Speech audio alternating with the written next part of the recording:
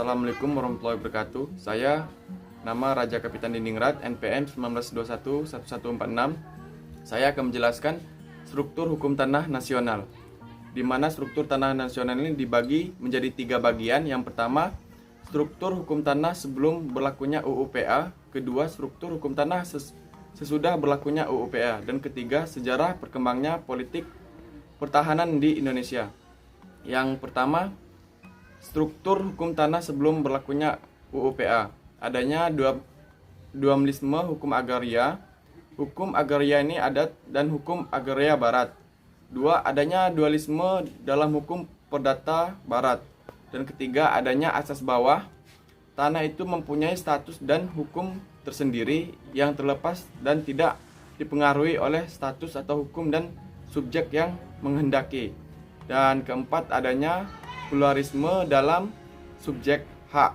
Dan tiga, menggolongkan penduduk atau bumi putra timur asing dan Eropa.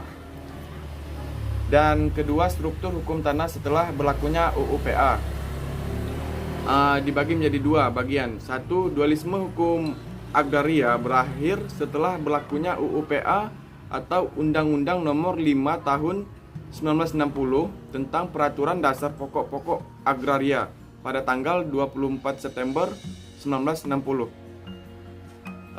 Kedua, kodikasi hukum agraria. Diperbolehkan kesatuan hukum agraria atau berlakunya bagi setiap WNI. Diperbolehkan kepastian hukum bagi setiap pemilik tanah untuk mengetahui hak dan kewajibannya. Haknya oleh undang-undang dilarang memiliki dan menguasai tanah orang lain tanpa disadari suatu hak. Dan selanjutnya, asas dalam hukum agraria nasional. Asas nasionalisme, hak memiliki hanya untuk WNI, larangan pemilikannya tanah bagi WNA. Dan kedua, asas non-diskriminasi, prinsip keadilan, semua orang bisa memiliki hubungan dengan tanah. 3. Asas fungsi sosial dari tanah, penggunaan tanah harus disesuaikan dengan keadaan dan sifat daripada haknya. 4. Asas dikuasai negara, pemerintah sebagai wakil negara menyelenggarakan dan mengatur masalah agraria dengan mengeluarkan PER-UU.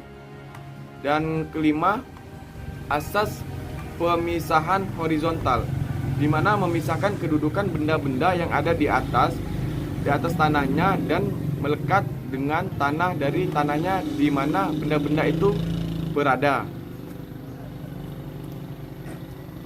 Terus gue ngomong. Sekian penjelasan dari saya.